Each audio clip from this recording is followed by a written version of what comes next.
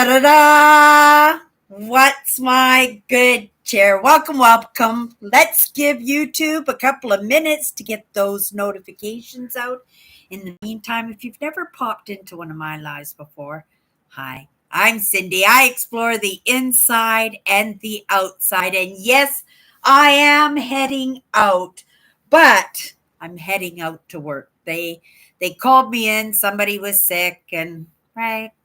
I wasn't really looking forward to going to work today, but being that team player, right? And also understanding that I have movement that I'm making and it shows that I'm contributing to that and I could use a few extra hours. And again, right? Cindy's like a bouquet of helium balloons. I'm always grateful to ground in reality, to ground in something outside of what I'm doing for my own self. And this is for my own self too. Like I said, I'm very grateful to have this job that I'm able to bring the best of myself. I think to bring the best of myself to the table in practicing my craft. Okay, you guys, if you haven't popped into my live yesterday, we picked our new word and we got flexibility this week. It's really exciting because there's lots of ways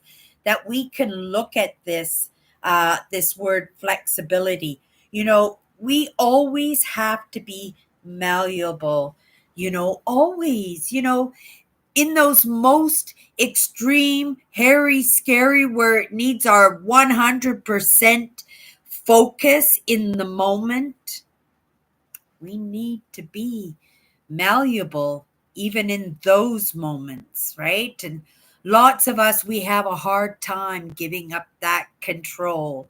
I know I did. For lots of times, actually, I didn't even want that control, right? But I couldn't stand by and watch disasters happen, things fall apart, not people not having the right answers, not being that team player, not being that team player when your team needs you. And, being flexible just does not mean being able to expand out of our own comfort zones.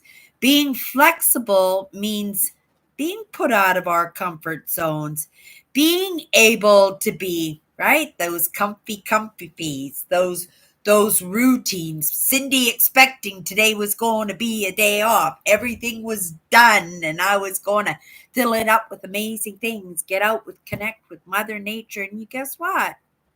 I'm doing my live right now because I'm adjusting my day to accommodate my job that puts the roof over my head.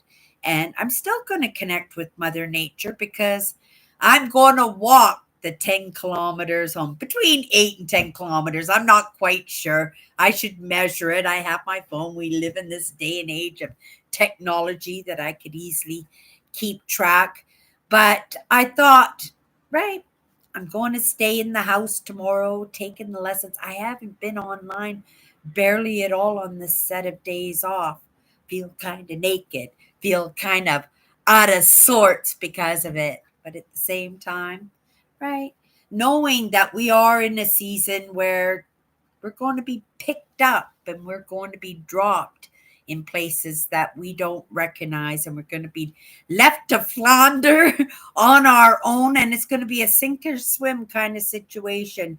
And so, I'm up for that challenge. Let's see if we can create some of that change ourselves rather than letting whoever, whatever, dictate that change for us, because we know those 360s can be painful, and those 360s usually only happen because we're not paying attention, that we're not taking the lessons that we're being served, that we have better things to do with our time. And when we're not paying attention, we're not contributing to our own well-being or the well-being of others, those changes are going to come anyway. They're just going to be a little bit more painful because, right, you didn't get a little bit of a head start on them when you had the opportunity. And that's my my hopes for what I'm doing, right? Change.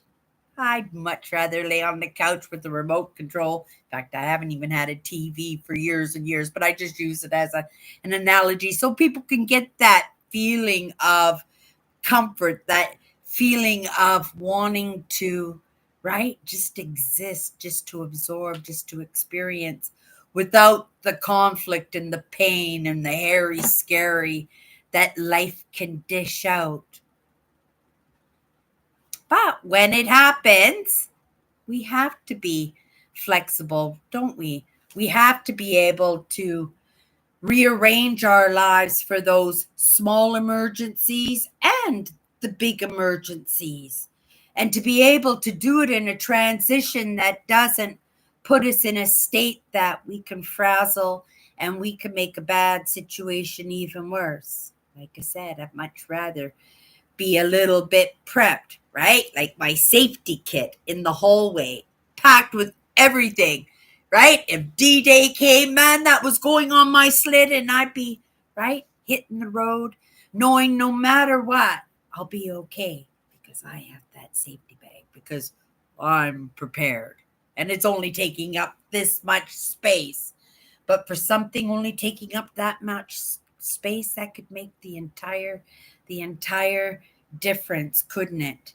In that moment of Harry scary, that, right, we've got to jump into action, that we know that part of that is taken care of, and maybe that 360 won't be so painful because Cindy wasn't paying attention, but she did pay attention to some things, and she's going to go for a grab on that bag if necessity, right, calls for it. It's only in our preparedness, that we can have a little bit of cushioning in the fall. And, that's part of the nature of somebody who's highly sensitive or empathic, isn't it? Because we are always forward thinking, right? In our hypervigilance, in wanting to make sure that there is soft cushioning in every possibility or potential of a problem or a disaster or a hiccup or a failure, right? We like the couch and remote control. We don't like the difficulties. We don't like the pain, right?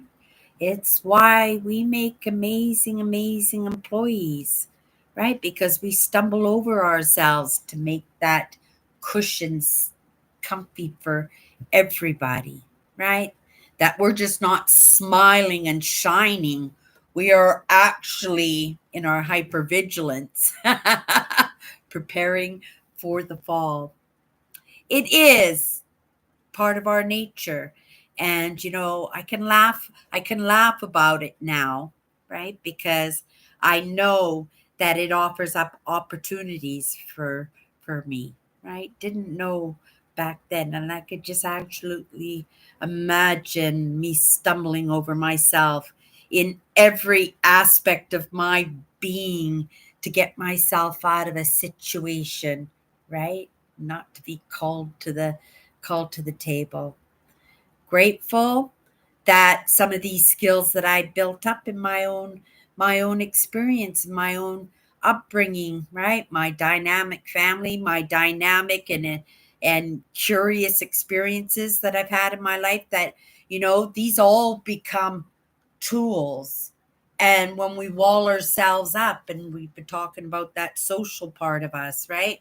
When we're not connecting with others, when we're not having new experiences, we're not learning, and we're not uh, opening ourselves up for an opening in a conversation or an opportunity, because we connected in, right, a like.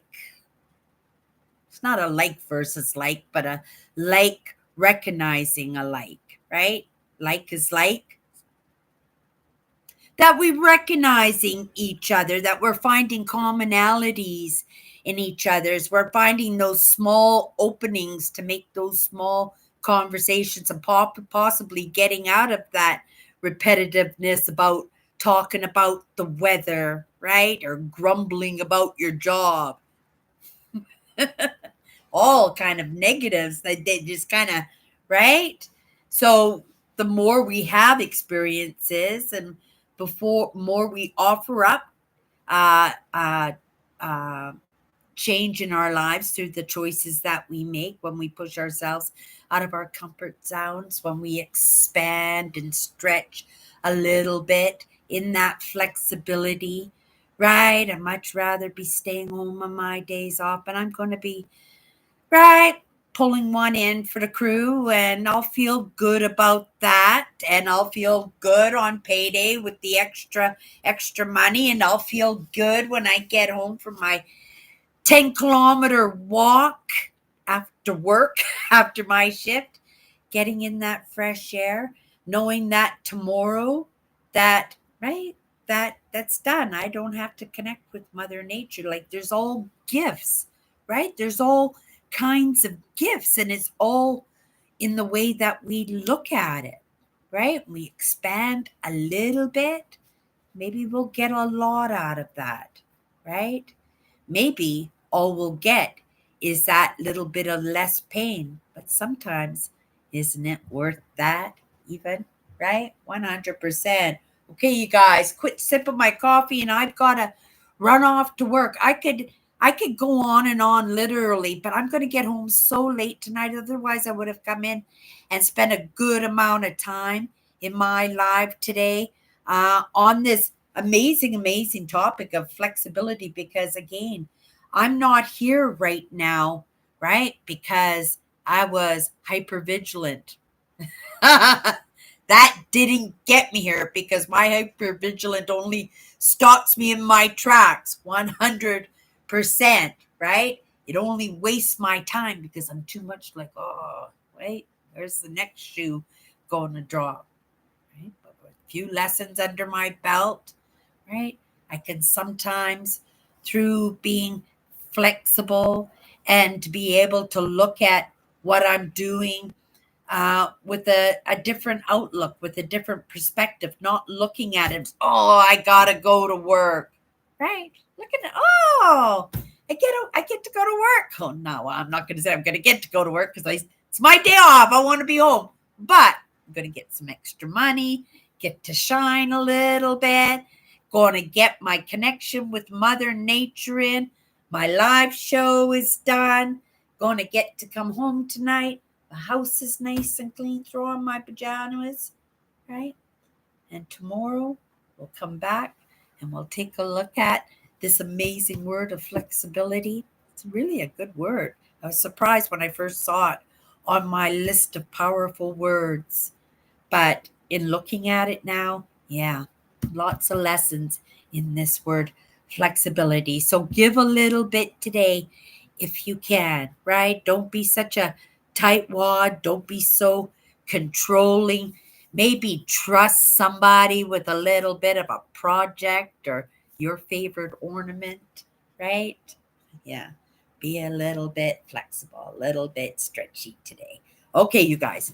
That's my good cheer. See you tomorrow. Bye bye.